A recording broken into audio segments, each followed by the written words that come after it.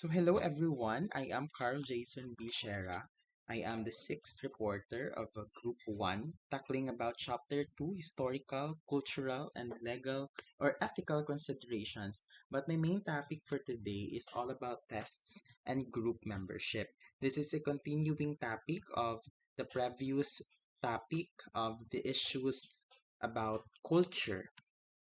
So here's our topic outline for this discussion. First is the introduction of testing. Here we will also discuss the importance of testing in daily life, importance of testing to have a competent professionals, and also the impact of testing in our lives. Next is through this discussion, we will answer also the question, what makes a good test? So in making a good test, we should discuss what a test should have.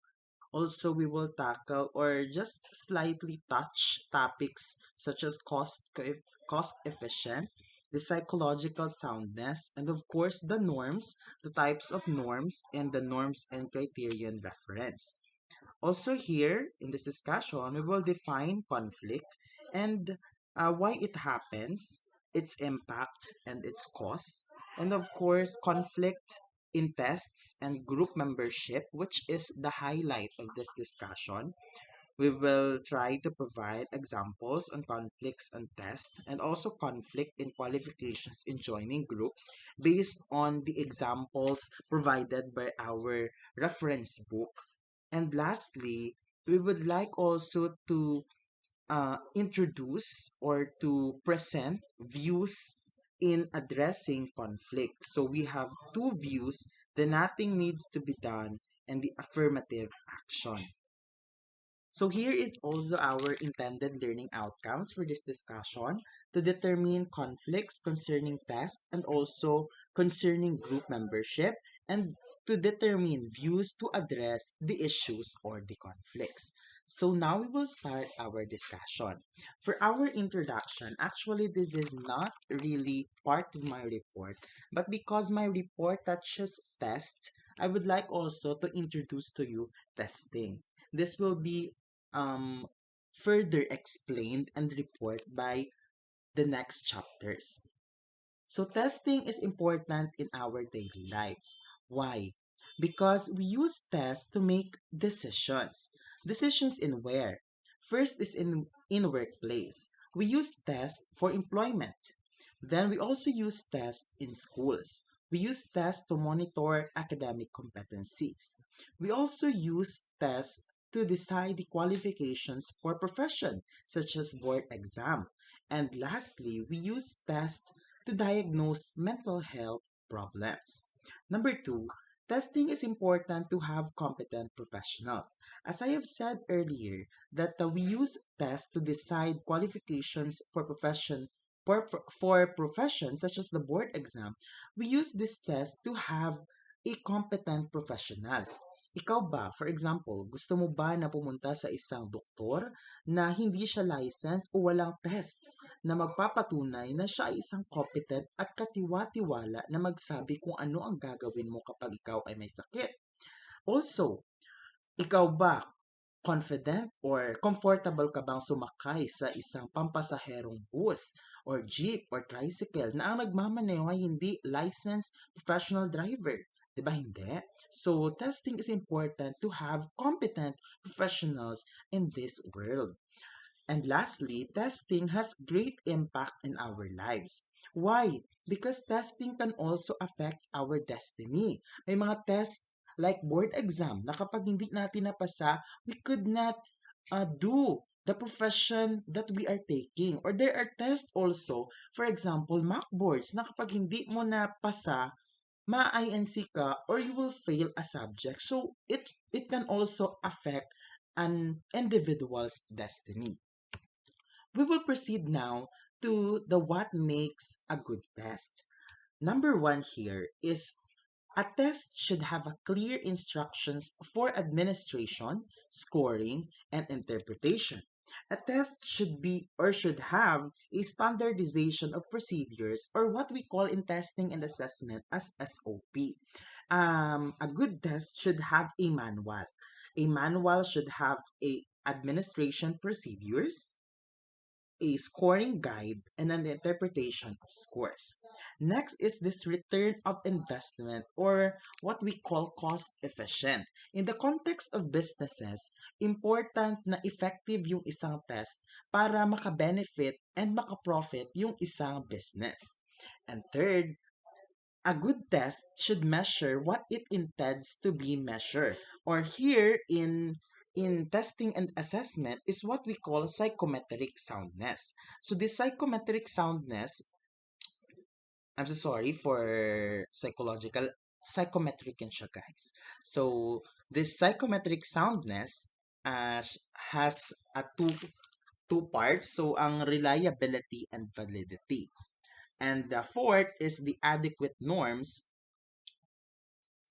So the types of norms is the percentile norm, age norm, national norm, or local norms, and many more na madediscuss ng mga next na reporters. And we have also the norm reference testing na nakabatay siya doon sa mga norm like percentile, age, national, and local. And of course, the criterion reference testing na nakabatay naman siya sa walang norm, grading system, at saka sa board exam. And lastly, na pinaka-consider talaga natin and the main highlight of this report is a good test should be cultural sensitive. A good test should cultures of a test taker is considered in a good test. We will proceed now to conflict. So what is this conflict? Conflict happens when groups systematically differ in terms of scores on a particular test. So itong conflict, nangyayari siya sometimes in a test and sometimes in group membership. So conflict in test, so there are test-related discrimination. Why? Because like this one, it caused ethnic minority failing in test. Sometimes there are tests na hindi niya covered yung culture ng iba. Hindi niya hindi cultural sensitive na to the point na sometimes these ethnic groups is nafi-fail nila yung test because they could not relate to the test. Kumbaga, our test is designed doon sa life or sa pattern ng life ng isang mga taga-city or taga-patag compared to the life of this minority groups such as ethnic groups that will cause discrimination. We do have also conflict in group membership that causes questions like what criteria must be met to do this job, or what student is best qualified to be admitted to this school, or which job candidate should get the job. So may mga conflict na ganon in group membership. Like for example, sa book or sa module natin, nagbigay siya ng example na sa mga police, they have a qualification to be a member of the group of the PNP, may height qualification. So, that makes a conflict dun sa group membership na if hindi mo makamit or if hindi ka lampas doon sa height qualification ng PNP, then hindi ka pwedeng maging police. Also, there is also a conflict sa group membership naman sa mga tourism or stewardess na dapat maganda, dapat presentable. So, if feeling mo hindi ka maganda or hindi ka presentable, then you could not join that specific group. So, we will proceed now to the views no, na mag-address doon sa mga conflict na yon. So, first is the test should do just that. This view that scores on a test of job ability should be influenced only by job-related variables and not on hair length, eye color, group membership, or any other variable extraneous to the ability to perform the job. So, di ba, sabi ko kanina, a good test should have or nami-measure niya, yung intended mo lang na mini-measure. Walang halong extraneous na mga variables. So, dito, sa view na ito, sinasabi dito na dapat kung ano yung gusto mo i-measure through that test, yun lang dapat yung function ng test na yon. Next is nothing needs to be done. So, this view, the test was designed to measure job ability and it does what it was designed to do. In support of this view is evidence suggesting that group differences in scores on professionally developed tests do reflect differences in real-world performance. So dito naman sa nothing needs to be done, sinasabi niya na kung ano lang talaga yung test, yun na yun. Hindi na dapat dagdagan pa or binibigyan ng iba pang meaning. And lastly is the affirmative action. Is made to level the playing field between groups of people, refers to voluntary and mandatory efforts undertaken by federal, state, and local governments, private employers, and schools to combat discrimination and to promote equal opportunity for all in education and employment, and seeks to create equal opportunity actively, not passively.